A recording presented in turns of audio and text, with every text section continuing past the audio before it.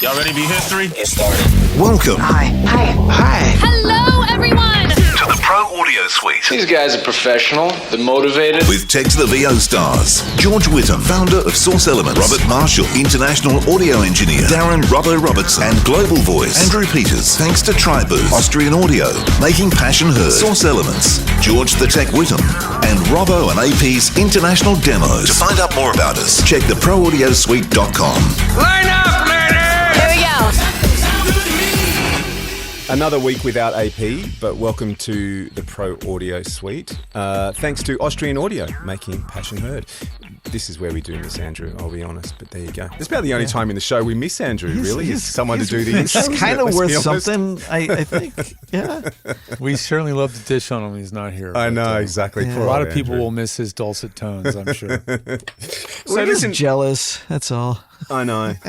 So listen, I had a quick little one that I thought was worth bouncing around this week. A couple of weeks ago, I was invited, which I was kind of chuffed about for the first time ever, to have a chat to a bunch of aspiring voiceover artists who were doing a voiceover course in Perth in Western Australia.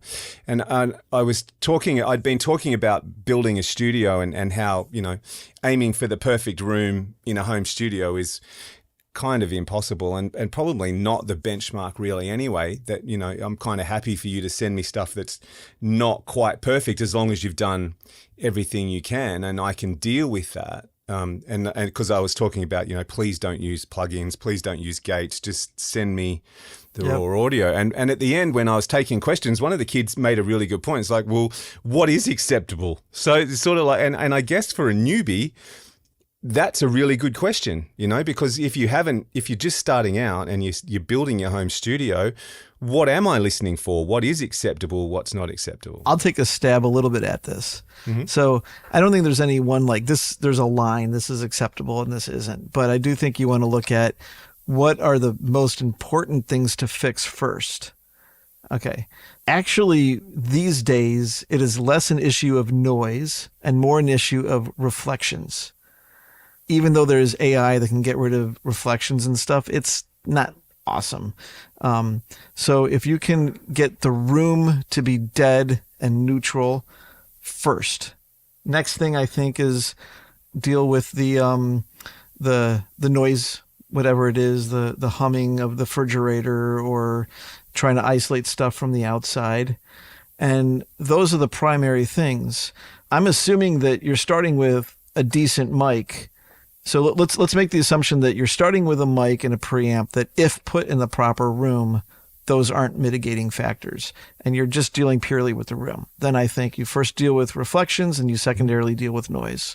I guess we should preface that with my talk to them was about setting up a room was, all the stuff we've always talked about, find the quietest room in your house. If you've got a walk-in wardrobe that's in the middle of the house, that's better than a bedroom that's got a window to the outdoors and, all this sort of stuff. And I said to them, you don't want the most expensive mic, but you probably don't want the cheapest mic.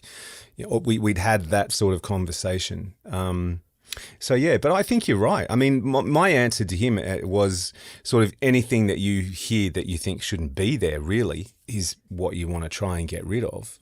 And the louder it is, the worse it is, Yeah, but it also depends on how you get rid of stuff. That's right. Like using a Chaotica eyeball to get rid of reflections. I use that as an example. Is like, we cured you, but we killed you. That's right. Exactly. So, Well, we should say why, This product exists. Somebody made a $200 foam ball, marketed the hell out of it, got some big artists to use it, so then everybody else wants to buy one. Good for them.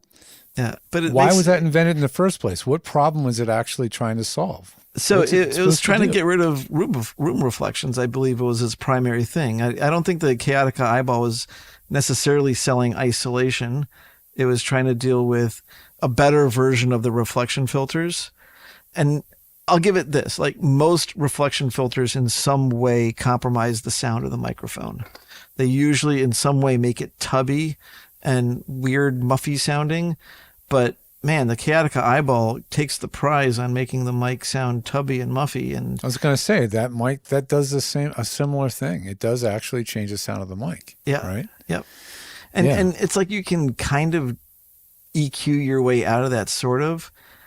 But at the same time, I don't think that the chaotic eyeball gets rid of the worst ones in the room when you're looking at reverb, and it's the super short room reflections, the bounce right off the wall, and those things you can't separate. A long tail reverb, you can start to diminish it and cut around it, and AI is pretty good at getting rid of that stuff. But those short, super close reflections, it's really hard to separate that from the actual signal that you do want. And it's almost a phasey sound, isn't it? It's almost it's so tight, it's almost phasey. It creates what's called a comb filter. So like when you have waves that are piling on top of each other, they're called, in a small space, it's called a room mode. So when you have modes, that's like the room is resonating like an instrument at specific frequencies based on its size. So you can't get away with that. I mean, you can't get away from it. There's always going to be modes. So all we can do is try to control them the best that we can. If we don't, and we're really unlucky, the mic will end up in an antinode, which is where two of those sounds hit each other and resonate together. And then right next to it, they resonate opposite. So you get a spike in one place and a huge dip in the other one. And that's why they call it comb filtering, because you get a whole series of those, and your waveform spectrum looks like and cutting frequencies arbitrarily. It's not arbitrary. It's based on the room size, but it's all throughout. And it's really hard to go in and EQ those out. And I've done it many times. I've tried my best, but it's very hard to solve multiples of those. So you can sometimes find one or two that really stand out, but it's really hard to get rid of them well. And so that's one of the biggest problems that we haven't solved well yet. There's lots of plugins that are trying to do it, but it's a pain. And once you sound like you're in a box, you just always kind of sound like you're in a box. And exactly. then, clients will eventually get used to it, or they'll be like, well, it's good enough. It's fine. But the difference between sounding like a decent amateur and a real pro is when you can make your booth not sound like it's a box, right? That's a biggie. And how to do that, there's a lot of ways to do it, but it's not that straightforward. And a lot of the companies that make the products themselves don't know how to do it. Like the booths or the products themselves create more problems, even though they get rid of the big obvious one. I don't hear the long tail, but you've now just like ripped your sound into a giant comb sounding thing. And so I keep going back to do your best to get rid of coloring your sound. And what's hard for people, if they don't know what they should sound like, they don't have a reference. So unless you've gotten lucky enough to get recorded properly, you've gotten to go to a studio and record it. And I'll give you a way of finding out what it sounds like. People will go to these studios and then think the reason they sound like that is they think it's because they're talking into a $3,000 U87 plugged into a Focusrite whatever channel strip. They think it's because they're in a studio with $1 million studio. I'm like, no, it's because the room that you're standing in is 12 feet ceiling. It's this massive space. So here's what I was going to say, George. Like, you can't get into a room like that, but you can if you're lucky enough to live in a place that has one of those moments where you're outside, but it sounds dead quiet. I've had this before, being on a mountain, for example. Yeah. Okay, that's the sound. There's nothing around you for miles. Snow on the ground, too. There's just, right. So then you sound like there's nothing that your voice is interacting with except for the voice goes out and it never bounces back. And that's the sound of nothing messing with it. If you want to try to hear it yourself, if you can find a quiet place outside, go record yourself and see how that sounds. Hike someplace, go out in the mountains. And if you have the thought, close your eyes and stop and just listen. And then have someone talk to you, or your friend, your wife, whatever, starts talking. Listen to what that sounds like. That is a room devoid of reflections and reverb and echo and resonance. So that's the hard part to do. So you have to start to learn about what that sounds like. And then when you start learning what it sounds like, then you start going, oh, geez, if I get a little closer to the mic, that seems to go away. But if I get too close to the mic, then it sounds kind of like weird. This. I'm in someone's head. Like, that's weird too. That's what's weird about mic technique, because it's not the difference between the different sound you get by changing your mic position is drastic when you only move it a few inches. And the closer you are to the mic, the less you have to make a change to make a bigger difference. Well, because Right? it's more all in sensitive. ratio. Yeah. So if you have to work your mic 4 inches away to get a good sound, you're now stuck in that sweet spot. That is where you get to play 4 inches from the mic. It's pretty Or- restrictive. It's hard, right? And depending on the mic you have, that 4-inch Yes. spot is like a 416, very narrow spot, It's a wider small, cardioid. like the size of a baseball. Maybe that's your play zone. It's small. So the better your booth is, the better it sounds, the more you can physically move around. Not just because the space is bigger, but because acoustically it's bigger. And now you can physically move back from the mic. And when you move back from the mic, now you can physically move around the mic and the sound doesn't get weird. And you can play the mic better. You can play- use the different sounds that the mic gives you to kind of lean in a bit and then lean out and have a natural sound. And if it's really good, you can even use the booth to be able to sometimes, if you're like, hey, honey, I'm coming over home, and then you come up and in a really well-tuned booth, you can almost fake distance. But in a bad booth, you get off the mic and you hear the booth. In a good booth, you get off the mic and you hear just distance or like It's off. particularly tough for video game actors, and a lot of video game work is done remotely nowadays. Yep. So a lot of them are working from home, and it's probably the most demanding kind of voiceover you can do at home, right? I mean, it's physically demanding. You're dying 1,000 Yeah. different ways. You're screaming, you're all sorts of crazy stuff, and you're trying to make it sound natural inside a booth that's 4 by 4 feet. So, George, what's your opinion of this? I was just having lunch with a friend of mine who's a very successful voice actor, and he's moving houses, and he's like, should I get a booth? And I was like, actually, I know this George Whittam who's got a Studio Bricks, and he's like, he was actually thinking about it and this and that. But, and not to not sell your booth for you, but I was like, you really got to look at this because you're going to spend the same money in a booth that you can move that sounds not great if you just hire a guy for a long weekend and get a whole lot of drywall and some metal studs and you build the booth that you want and know you can't take it with you, but it's going to be the booth that you want. And the only price difference is that you can't take it with you. And I would argue that sometimes you don't even want to take that booth with you because they're a pain in the ass to move and they're heavy and they're going to cost you money in the end to store it when you can't move it to where I you get need this it. conversation on a regular basis. I talk people out of building things. I talk people into building things, because I'll find out all these details. I mean, we're in a market in LA right now where getting anything built is going to be really hard because right now we're trying to rebuild thousands of homes that burned All the a carpenters. year and a half ago. So it's kind of a hard time. But I mean, going back to the crux of the conversation really is hardest thing to do is to learn what you're supposed to sound like. And that takes time and practice. That takes coaching. That takes people like us to give you feedback. That takes listening to yourself recorded correctly, right? Have a reference. All those things matter. And it But takes the noise understanding that it's level- not equipment a lot of the times. It's the equipment is the difference between $10,000 equipment and $500 equipment is probably less than 10% of the sound quality difference.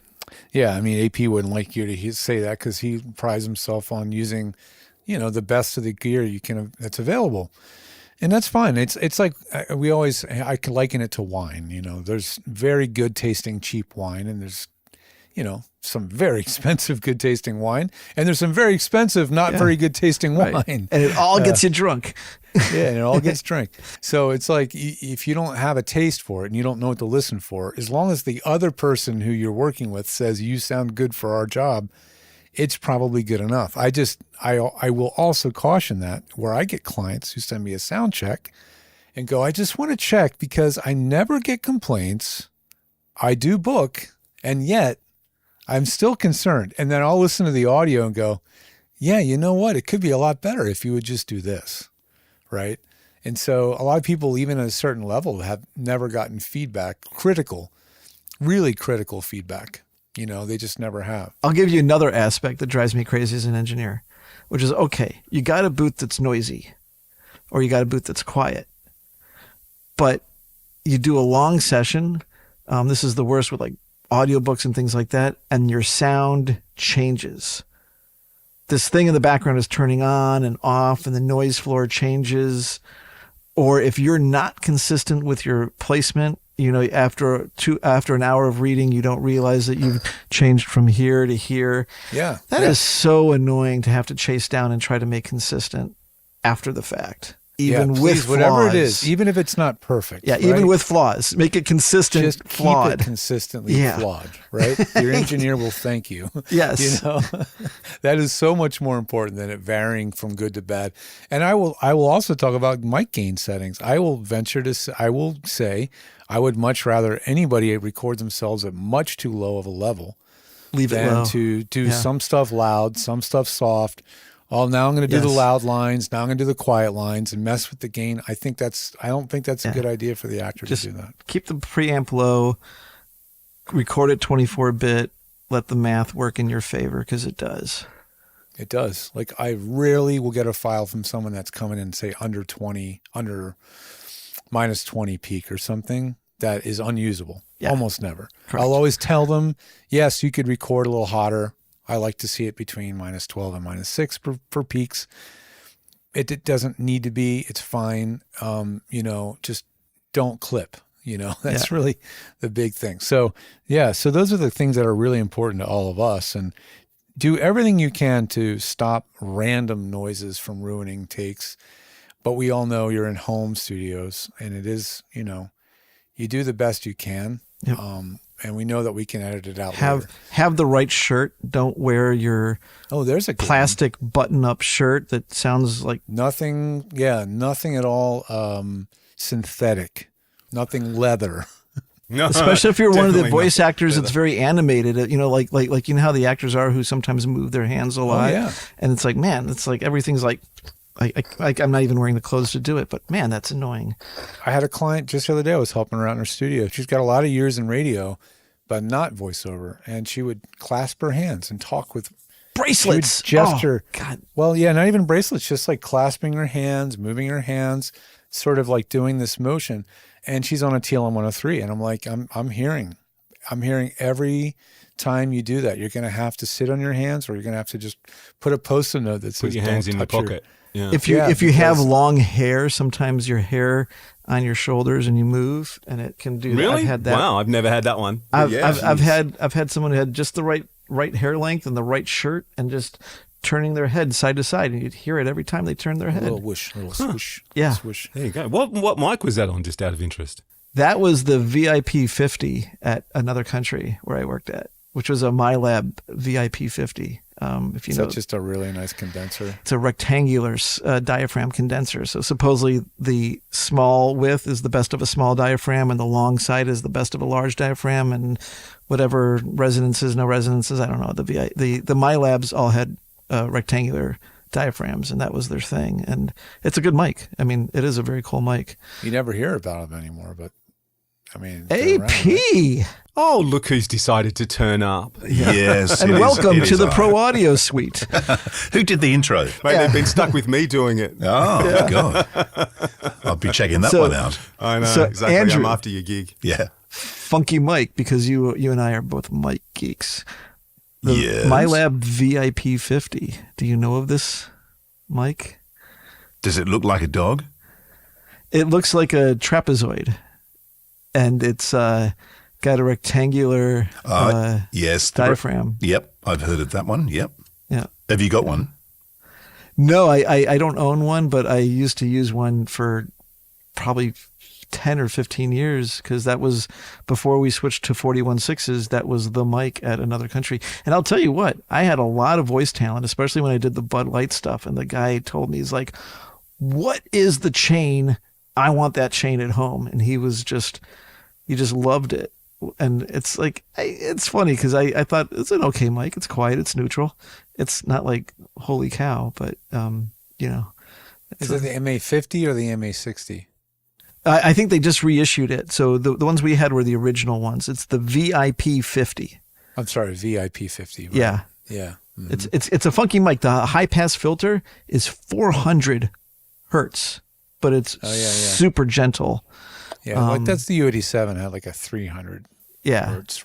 but no So no what's the weird slope on that? It must be like a super gradual gentle because sort of- you're right yeah, because it's just like a afterwards. first order, no weird interaction at the cross point. That was the idea. Yeah, here's that MyLab 50 at Zen Pro Audio, and it has a 500, 200, or flat roll off. Yeah, that's I think ours was 400 was the lowest. I think. Yeah, switchable pattern. So this mic is like their version of a U87, right? Yeah, and I think back in Multi-pattern. the day they were $1,200. I think they've kind of gained a little bit of je ne sais quoi. Now they're The more 60 expensive. is $3,500. The 60, for the yeah. VIP 60, I mean, yeah. my lab, who's gone through some bankruptcies, they make some no messing around mics as well. But Well, what were we talking about? We were talking about Well, we were talking about shirt noise, What and is- this is what I wanted to ask AP, because we're talking about this. We've based this episode on. I got invited to go have a chat to a bunch of aspiring voiceover artists who were doing a voiceover school in Perth a couple of weeks ago. And one of the questions I got asked at the end was, you sort of said, look, you don't expect my home studio recording to be perfect because, as we sort of said, that's kind of nigh on impossible. But what is acceptable and what isn't. And we were talking just before you jumped on, Robert was saying that he had someone who had long hair and he was picking up shirt noise or hair noise from it turn their rubbing head. on their shirt with that microphone that he was just talking about. Yeah. And I mean, have you ever been told, take that shirt off, or can you take your watch well, that's off? a different or- thing when they told him to take Not his these shirt days. off, right? I mean, in the Yeah, past, I yeah. may have been asked to take the shirt off, but not anymore. But only by a doctor. But, Or drop your pants. Yeah, yeah. Bend over. This won't hurt. I Also promise. by a Yep. doctor, yeah. But no, I haven't, because I was quite aware of that because of radio, I think. Like you didn't sort of actually, yeah, rattle that's around probably in the true. studio because, so be conscious, don't wear leather jackets, don't have clanky jewellery, and don't have like a puffer jacket and all that kind of stuff. Yeah. And if you have anything long that's hair, nylon. whatever, No, don't wear corduroy. Yeah, put your that's long right. hair up in a ponytail if you have to, if it's going to make noise, Yeah, yeah, yeah. Well, I mean, that's the thing. So, I mean, I don't know if we'll ever be able to quantify what is good enough. And that is something I would like to try to work on as from a technological standpoint. I don't know how to solve it, but it is something I would like to be able to help voice actors feel more confident. But I really think the only way to do it, as we alluded to earlier, was that they need a reference file. yeah. And they may not be able to do that at home. They might have to go book studio time, go to a reputable voiceover studio, not a music studio.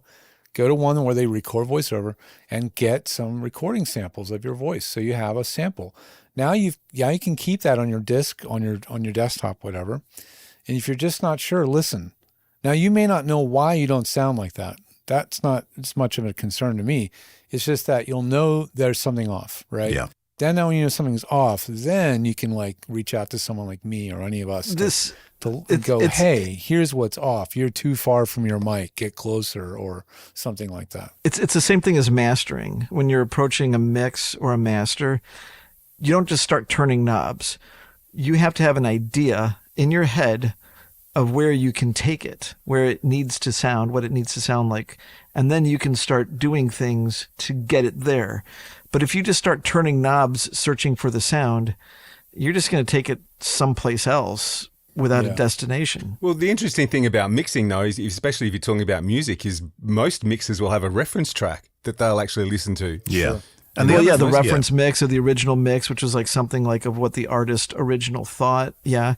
But Or, also, like yeah. a lot of mixers will, they pull all the faders down to start and then start introducing. And start adding stuff. Yes, Yeah, absolutely. But I just wanted to say, George, I wanted to go back on something you said before we started recording, was when we were talking about you setting up rooms for people, is you're not actually looking for perfection either, because perfection then becomes almost in that AI vein of, my God, that's too Yeah. clean. I think that's a new thing where now a new thing. if it sounds too good, But it's relevant. What is though. this, It's very AI? relevant. Yeah, I think. yeah. Well, that too good problem is not something that really comes much with just raw recording. That usually comes with too much editing. Yeah, yeah, And that's true. what I'm Yeah. hearing. Yeah. Voice actors are editing themselves into an Oblivion. actual problem. Yeah. And it's part of it is just perfectionism, being worried that they're not good enough, and thinking that they have to do all this stuff in order for the audio to be usable, or it's just bad training, or they just never learned how to properly edit, or they think they should remove every single breath, and so they just delete where the breaths were, and now there's no space because the breaths are gone and it sounds weird. Well, the timing is off. There's all sorts of things that people do wrong without touching a single plugin. They can ruin their file by just bad editing, and that's another issue. So people need to know what good editing is. But please don't edit unless you're asked to either. I mean, that would be my 5 cents. Well, when you say edit, I'm talking about literally like I'm talking about cleaning chopping up. out. Yeah, I'm talking about or like cleaning taking out. like a. Should a voice actor comp? No. 3 takes, Not comp unless I together ask the you. best 3.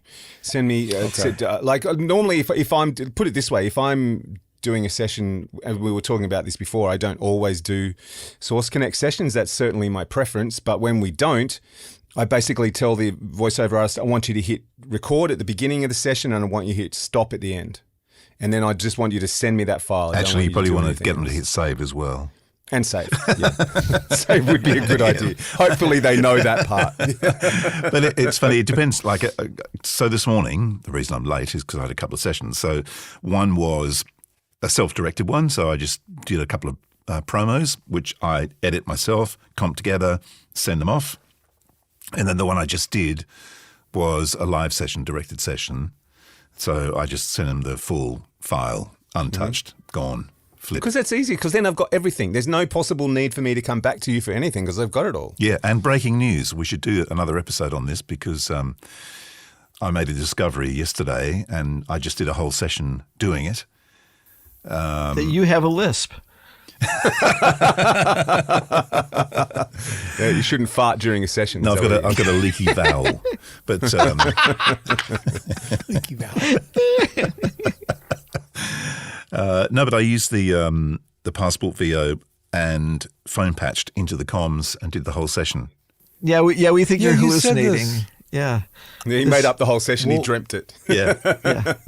This is We'll not discuss supposed to that on work. another I mean, if episode. it works as a phone patch, then Apple's changed something now, and it's great that it does work because at first it couldn't work. Yeah. Well, it didn't work because I remember last year I tried when I was in Adelaide to do a session. I plugged the phone in and it just was like hashy and garbled and weird. Garbled. Like you can just about make out what they're saying, right? Like, But this was can absolutely kinda- perfect. In fact, the guy at the other end who was directing the session, I said, look, I'm just trying this. It could all go pear-shaped and die because by all accounts, this should not be working, but it is. He said, oh, it sounds great here. And he was monitoring his phone. And we did the whole session. That was 45 minutes or 40 minutes. Didn't miss a beat. It was perfect. So I did it all in the booth on the Neo with the Passport VO with the phone patch into the comms. And which mic did you use? 41.6. Dude, that's And, like and the that's ultimate- without the software update from the Passport that has no software. So Yeah. That's right. So You never have to worry about the song. go figure that one. But anyway, Yeah. it worked. I don't know why, but I don't care. I don't need to know why, but I do know it New works. things to start testing. I have an older I have an iPhone 15 with older OS on it. So at some point I'll try upgrading the OS on it, and then I'll try that because maybe that's an OS thing. Maybe they changed something in the phone. it's got to be. app I mean, itself. obviously, it's not the Passport that changed. No. No, you never have to worry about that. That thing's locked in time. But So that's cool to see. Well, I at the end of the day, I think knowing what it's supposed to sound like is a huge part of it. My old pal Dan Leonard used to say whistle, what it's supposed to sound like. yep. Put it all together, you get whistle. And so you need to know whistle. And once you know whistle, you can start remembering what, referencing that, listening to it. And when you move too far off, I mean, of you can use a whistle- trick. So here's the trick that the music guys use. I go into a new room that I don't know the room, and boom, Ziggy Stardust. Pull up that album, listen to that album for 10, 15 minutes in that room. I know what that album is supposed to sound like. Yeah. Once I kind of get a feel for that album in that room, I can get an idea of whatever I'm mixing needs to sound like because I have a reference point. So it's But what's the voiceover equivalent of that, though? So I think the voiceover equivalent is get a recording of yourself that you know it's like maybe you went to a studio and got a proper That's what I good, was saying. Yeah. and then go Go play to a it back. studio, get Yeah. a good reference recording. Yeah, and then Book yourself. For me, it's one song, and for me, it's Hotel California from Hell Freezes Over by the Eagles, because it's got some like bongos and stuff in it, so that gives me my highs, and then the bass is really nicely mixed. Whoever did it deserved, and so that's my bottom end reference, and everything else falls in between, obviously. My first live sound gig, not working for like my family or something. I remember the guy was playing, I think it was Brothers in Arms, Dire Straits. yeah, good. And it was just like on the system, and he was tuning the PA at this venue. You know, Yeah. and I was like, oh. PA guys do the same thing. They have their album that they know. They're going to listen to that in the room. Now I got an idea of what this room is like. Now I know how to take where to take this. Yeah. I think that's one of the first DDD recordings or something. Yeah, like yeah. that. You know, digital tape. Digital Was Brothers in Arms all D along with Englishman in New York? Yeah, yeah. Could be, yeah. Yeah. Sting. Brothers in Yeah, Arms, it's- that might have been earlier than that, Yeah. but it's just a very high fidelity recording recorded by.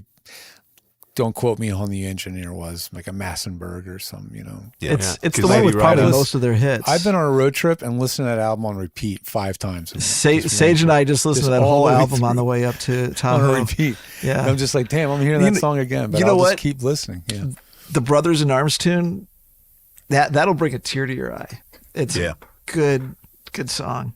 Yeah. Can I just say, Well, anyway, you need that. You know, the iPhone, I'm on an iPhone 15 and the iOS version is 18.5.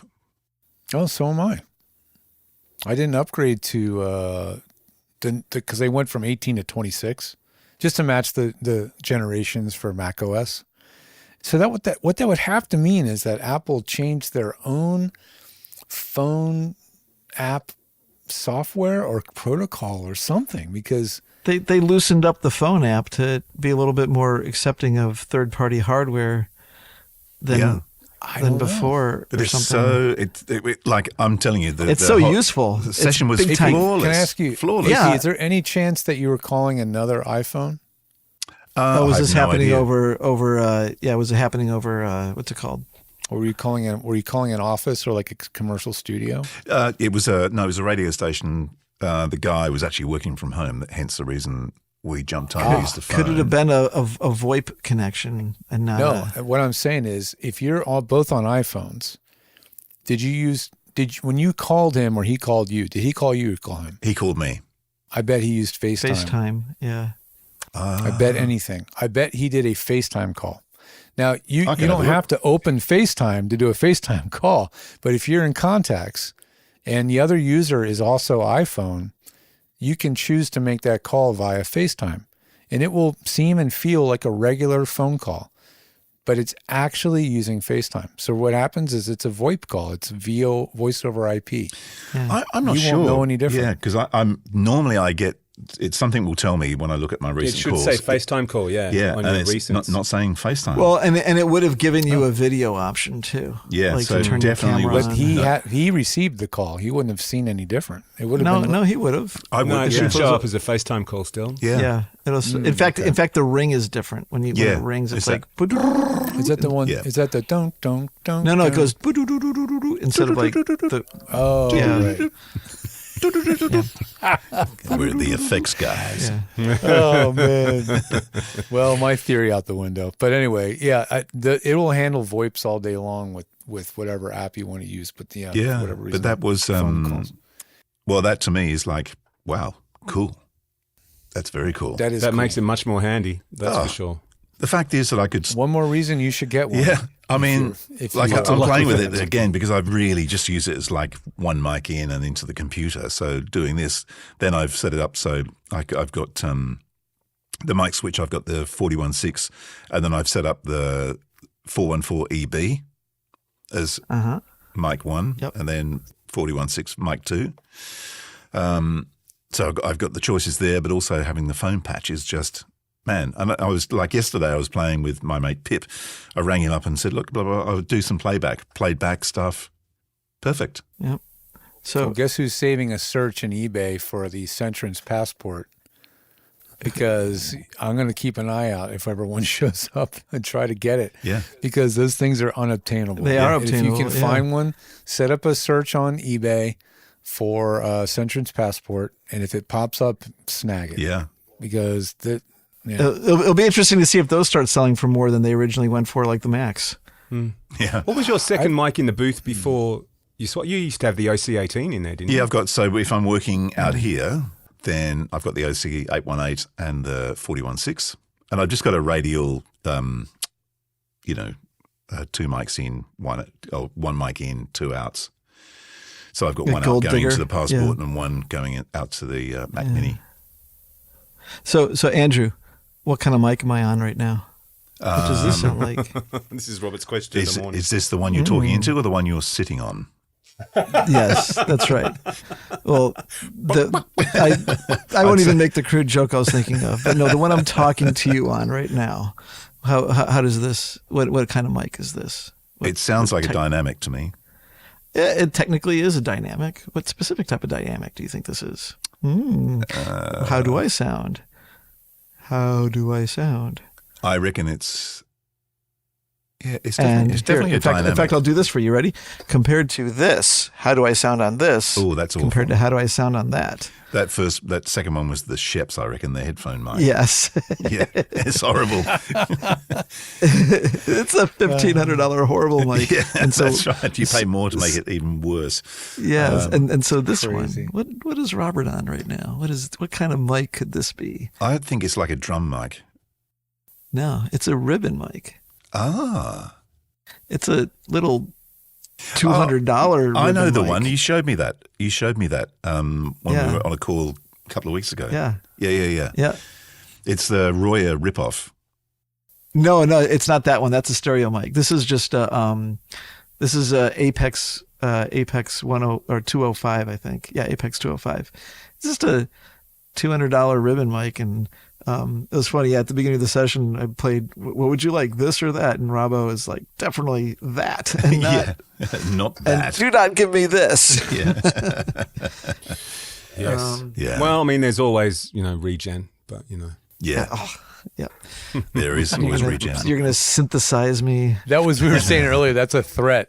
Yeah, That's a threat. If you're acting, it was like, if you don't give me better audio, I'm just going to regen that's you. That's the new. You'll never work in this city again. Yeah. I'll regen you. You're going to be regen, baby. That's right. Yeah. Well, that was fun. Is it over? The Pro Audio Suite, with thanks to Tribooth and Austrian Audio. Recorded using Source Connect. Edited by Andrew Peters and mixed by Robbo. Got your own audio issues? Just ask Robbo.com. With tech support from George the Tech Whittam. Don't forget to subscribe to the show and join in the conversation on our Facebook group. To leave a comment, suggest a topic, or just say g'day, drop us a note at our website, theproaudiosuite.com.